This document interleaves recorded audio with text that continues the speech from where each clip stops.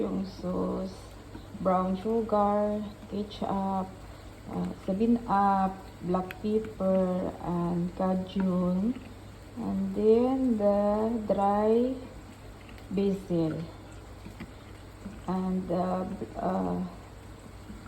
what is this, the another one? Oyster sauce. Then put here.